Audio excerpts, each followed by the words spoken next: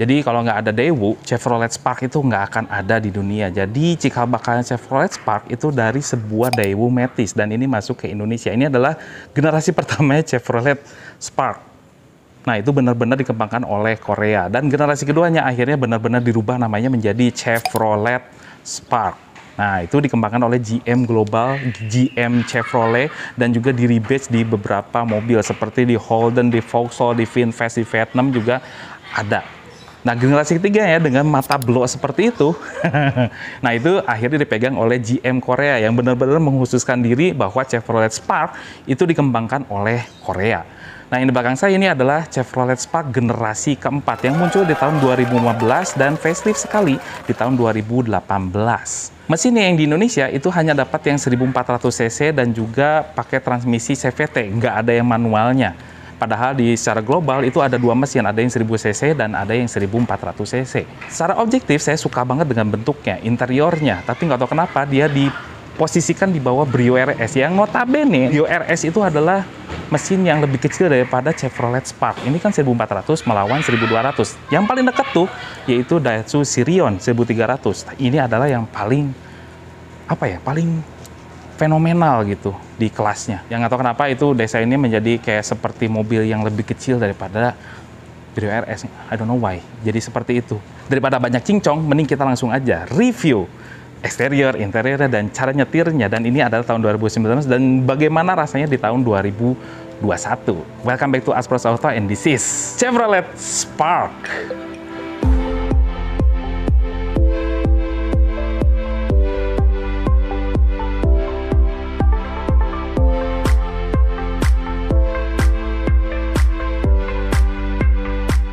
Sebelum kita mulai reviewnya, ada baiknya apabila sobat suka dengan channel Aspros Auto, like, share, subscribe, serta komen. Nah, kalau komen sih lebih seneng karena kita bisa belajar dari situ karena netizen Indonesia pintar-pintar. Mobil ini saya pinjam dari @garasi.bandung. Kalau misalnya pengen mobil Chevrolet Spark ini dalam kondisi on sale. Dan katanya ini harganya penawarannya adalah 138 juta tahun 2019. Ini kondisinya kalau saya lihat secara overall itu adalah mulus sekali. Bahkan kursi belakangnya masih plastikin. Makanya tonton sampai habis dan lihat kondisinya seperti apa Chevrolet Spark yang saya review ini. Nah satu lagi, kalau misalnya sobat juga bingung pengen servis berkala mobil dan servis berkala di dealer itu agak terlalu mahal dan pengen lihat yang agak terjangkaunya, datang aja ke Carfix. Yes, di Carfix itu ada paket servis berkala di tiap merek, di tiap mobil. Cek aja Instagramnya. Let's take a look the front design of Chevrolet Spark. Ini adalah Chevrolet Spark generasi keempat yang paling manis, yang paling ganteng yang ada di dunia gitu ya. Karena generasi tiganya itu matanya belok, yang generasi duanya apalagi, generasi satunya yang lebih manis ya. Walaupun dia disebutnya adalah sebuah mobil kutu generasi satunya. Tapi ini berbeda dari yang lainnya. Walaupun desainnya adalah desain yang paling mainstream yang dilihat di zaman now. Tahun 2015 bentuk seperti itu udah banyak banget, tapi dari semua generasi Chevrolet Spark ini adalah yang paling manis. Nah, grillnya dia udah pakai grill yang kekinian, Chevrolet kekinian yang terpisah, yang atas itu kecil, bawahnya tuh besar sekali, dan di sini pakai motif-motif yang lucu-lucu gitu ya. Di sini lucu-lucuan aja lah, di sini juga nggak ada bolongnya. Nah, di bawahnya baru ada bolongnya, dipisah oleh dop plastik seperti ini, dan banyak kromnya. Kromnya tuh dari sini sampai ke bagian bawah melingkari si grillnya. Terus headlampnya ini yang saya suka karena headlampnya dia sudah termasuk advance untuk sebuah mobil kecil. Yes, sini sudah pakai proyektor walaupun masih halogen dan sini lampu jauhnya terpisah dari lampu yang malam biasanya gitu ya. Dan untuk lampu sennya itu bukan di batok sebelah sini melainkan di bawah seperti Innova. Nah di sini, tapi sayang ya di Chevrolet Spark itu nggak ada yang namanya lampu fog lamp, itu nggak ada. Jadi di sini ini malah adalah sebuah lampu sen dan di sini ditemani oleh DRL siang-siang juga menyala, tapi kalau misalnya sennya dinyalakan itu malah mati si DRL-nya. Ini udah kekinian sekali. Untuk bentuknya, bumpernya tuh keren sekali. Di sini ada runcing-runcingnya seperti vampir. Ada taringnya di sebelah sini dan untuk kap mesinnya ada sedikit kontur di sebelah sini, ada kontur yang agak semakin sini tuh semakin nggak ada. Ini lucu sekali. Tuh sebelah sini ada kontur, tapi sebelah sini makin sini tuh nggak ada. Kecerutannya nyumput. What the meaning of kecerutan? Wipernya biasa-biasa aja. Sekarang kita ke bagian samping. Ini mah pendapat pribadi aja ya. Jadi kalau dari samping itu mengesankan dia tuh kastanya tuh di bawahnya Honda Brio. Padahal dimensinya itu nggak jauh beda. Ini harusnya di atasnya Honda Brio RS yang mesinnya itu lebih besar daripada Honda Brio RS. Tapi nggak tahu kenapa desainnya dia mengesankan mobil ini tuh kecil gitu. Walaupun ya gitulah, itu masalah selera desain. Tapi walaupun begitu, dia hebatnya di pintu belakang itu nggak ada handle. Jadi mengesankan dia adalah sebuah mobil 2 pintu karena dibukanya itu dari bagian atas. Ini untuk sebuah mobil kecil, ini terobosan yang paling keren. Udah gitu, kelemahannya adalah dia nggak ada lampu sen di bagian samping. Bahkan di spion pun dia nggak ada lampu sen sama sekali. Di sini di fender itu nggak ada lampu sen. Inilah sayangnya di Chevrolet Spark. Walaupun begitu, saya suka kontur-konturnya karena konturnya itu benar-benar advance gitu. Di sini ada kontur sebelah sini dan di sini juga ada kontur yang menyerahkan dia ada pinggangnya sampai ke bagian belakang. Handle-nya pintu model tarik. Keren. Dan sayangnya lagi, sayangnya. Jadi kalau dari pinggir itu banyak kekurangannya lah kalau menurut saya. Karena velgnya yang dipakai itu seperti terlalu kecil. Velg 14 dengan profil ban 165/65. Walaupun begitu, bannya dia pakai Continental yang tipe Eco-nya. Bener-bener suka, manis banget. Ada third brake lamp-nya, ada yang namanya rear defogger di bagian belakang, wipernya oke. Bukan tipe yang tungkai-tungkai biasa, tapi ini pakai yang nyambung di bagian tengah kaca. Terus juga ini lampu belakangnya juga saya suka, tapi sayangnya memang teknologinya agak ketinggalan. Di sini nggak ada LED sama sekali, masih pakai bohlam semuanya. Richtingnya, lampu atretnya, lampu remnya masih pakai bohlam saja. Nah di sini tidak ada garnish sama sekali, cuman seperti ini saja dan ditempelin logo Chevrolet Spark tipe Premier. Ini adalah yang paling tinggi. Di bawahnya justru absen. Ini yang diperlukan oleh masyarakat Indonesia adalah sensor parkir. Dia malah nggak ada. Tapi at least dia ada reflektor lah. Daripada ketabrak dari belakang kan ya. Yuk kita sekarang ke interior. Sekarang kita lihat interiornya Chevrolet Spark. Ini terasa bukan masuk ke mobil yang kecil. Ini enak banget duduknya. Terus lihat ini. Ini gede-gede side supportnya. Paha tersangga dengan baik. Senderannya enak. Cara nyetirnya enak. Posisi ke depannya juga enak. Apalagi dia ditambah head unit 7-inch touchscreen. Coba nih bayangin. Sebuah mobil kecil dia lengkap sekali. Terus juga speedometer itu enak dilihat, khas Chevrolet yang ada MID kecilnya. Di situ kita bisa lihat ada berapa average konsumsi BBM-nya, ada berapa, terus juga yang ada yang existing-nya juga. Di sini juga ada berapa kecepatan rata-rata, ada berapa jarak tempuhnya dengan kondisi bensin yang tersedia, dan juga odometer. Ini lengkap sekali. Sebuah mobil kecil, dia MID-nya sangat-sangat lengkap dengan klaster instrumen yang sangat ceria. Nah, di setirnya itu enak, di bawahnya tuh belum flat bottom juga, tapi dia disediakan audio switch steering di sebelah kanan. Biasanya kan audio di sebelah kiri, tapi ini malah ditaruh di sebelah kanan dengan Bluetooth teleponi. Dan di sini bisa kita lihat sudah tilt, tapi belum teleskopik. Nah, di head unitnya itu lengkap sekali. Aduh. Ini audionya keren sekali. Enak, bassnya ada, treble-nya juga jelas. Ada tweeter di depan 1, di atas, di bawahnya speakernya 2. Jadi sini totalnya adalah 6 speaker untuk sebuah mobil kecil. Ya memang untuk harganya dia sangat worth it. Di atasnya ada kaca cermin untuk di kedua sun visor-nya. Di sini juga ada lampu kabinnya masih berwarna kuning. Nah, di sini juga ada mode night and day. Nah, di sini untuk AC-AC-nya dia masih pakai putaran kompor seperti ini. Walaupun begitu, dia arah semburannya tuh lengkap sekali sampai ke arah kaki dan front defogger, ada rear defoggernya juga, ada sirkulasi dari luar ke dalam dan ada heaternya. Yes, dia masih ada heaternya. Di bagian bawah ada yang namanya, nah ini dia keren. Di sini ada yang namanya power socket yang 12 volt biasa gitu ya untuk pemantik korek.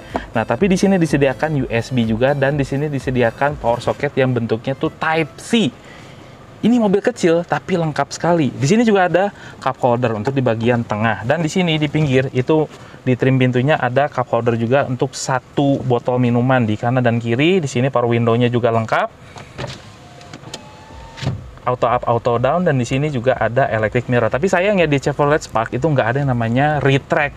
Electric retract-nya tuh nggak ada. Nah, di sini glove box-nya cukup ya lumayan lah, lumayan gede. Di sini juga ada tempat penyimpanan di sebelah atas. Dan di tengah sini ada transmisinya Matic. Di sini juga ada tempat penyimpanan di tengah, dan di belakangnya juga ada cup holder. Ini lengkap sekali nih Chevrolet. Dan posisi duduknya ini saya amazed, enak sekali. Nah, ini dia kekurangannya Chevrolet Spark, karena di belakang itu tidak terlalu besar. Posisi duduknya juga termasuk tegak atau tergolong tegak. Dan ini sudah satu jari. Walaupun headroomnya itu termasuk lega ya. Headrestnya ada 3 lengkap. Seat beltnya juga 3 point lengkap. Tapi sayangnya dia kurang lega. Dan akomodasi di belakang untuk cup holder juga nggak ada. Hanya ada di bagian tengah yang kadang-kadang rebutan sama penumpang yang depan. Sini juga nggak ada pegangan sebelah sini, itu nggak ada. Dan ada sedikit tempat penyimpanan di bagian belakang, di tray belakangnya doang. Ini sama lah, bahan-bahan ini masih diplastikin ya, jadi kondisinya kayak beli mobil baru aja nih mobil. Masih diplastikin. Sekarang kita cek bagasinya. Nah, ini bukannya tuh bukan pakai handle yang biasa gitu ya, pakai elektrik motor untuk ngebuka si pintu ini. Terus di sini ada tray yang kecil aja di sebelah sini, dan juga biasanya kalau yang mobil-mobil kecil itu kan kayak ada talinya, jadi kalau pintunya keangkat ini juga keikut keangkat. Tapi kalau Chevrolet Spark itu enggak. Nah, di sini bagasinya tergolong kecil dan dalam tapinya.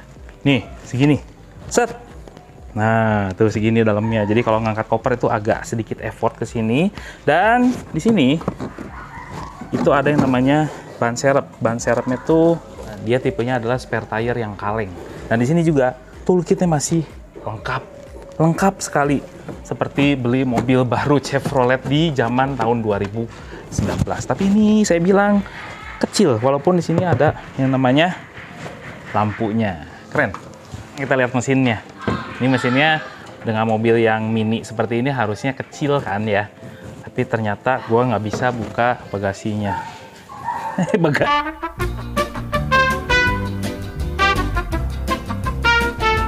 Nah, kap mesinnya seperti ini.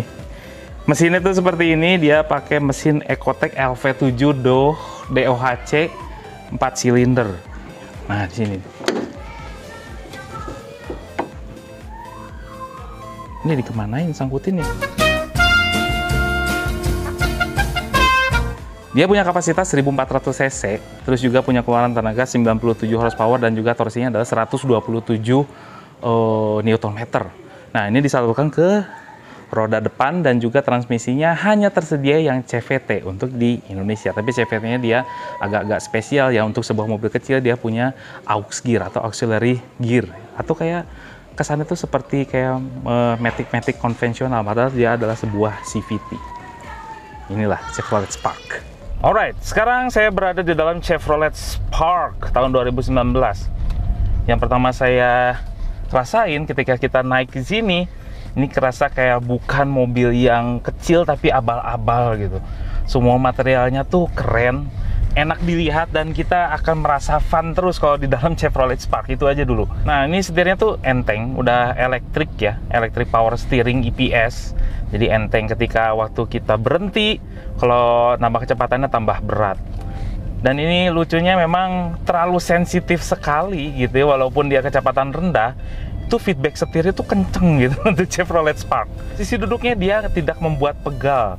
Kalau kita lagi jalan jauh nggak akan pegal, karena dia material itu empuk-empuk, terus juga side supportnya enak, di paha juga tersangga dengan baik, dan cara mengemudinya itu enak, visibilitas ke depannya itu enak, karena dashboardnya itu rendah, kita merasa commanding, padahal dia nggak terlalu commanding amat gitu. Nah, mobil kecil itu memang kan untuk mobil perkotaan, tapi untuk zaman now mobil kecilnya itu harus bisa kenceng. Makanya konsekuensinya itu suspensinya dari Chevrolet Trax itu agak-agak keras gitu ya. Tapi tidak sekeras yang dibayangkan. Kalau jalan-jalan yang agak bergelombang tapi aspalnya mulus, itu enak. Tapi kalau udah mulai jalannya berlubang sangat-sangat ekstrim kayak di Pantura gitu zaman dulu ya, kalau sekarang udah agak-agak mulus, itu memang agak terasa bantingannya kalau untuk di Chevrolet Spark. Nah, mesinnya tuh dia pakai LV7 1400 cc. Ini adalah yang terbesar di kelasnya. Dia punya keluaran tenaga sekitar 97 horsepower dan torsinya adalah 123 ya Nm. Tenaganya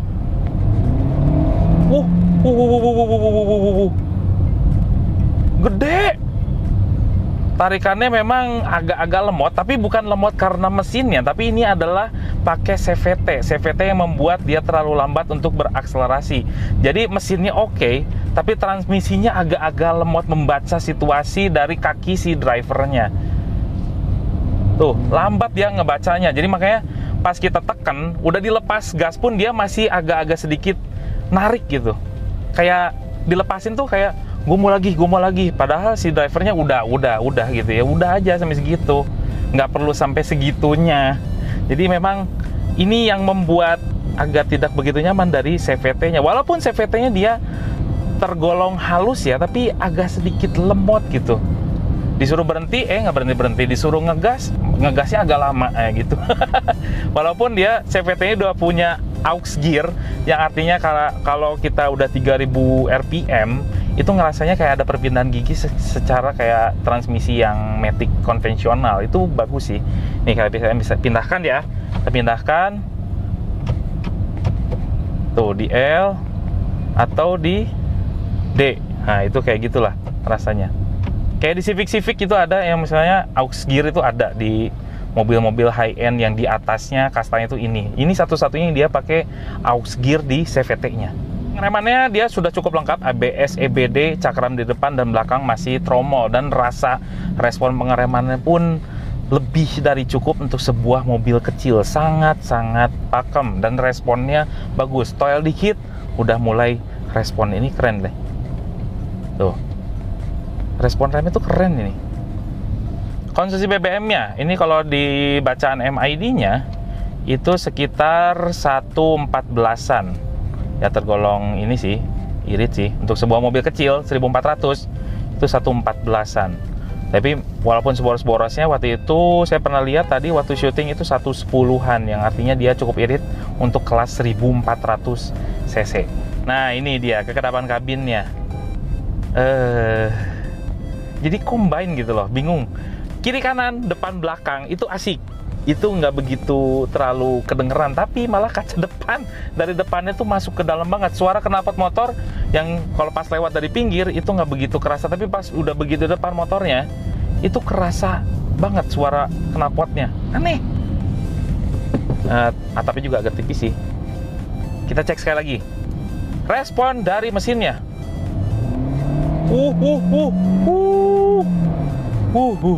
Ini keren sekali.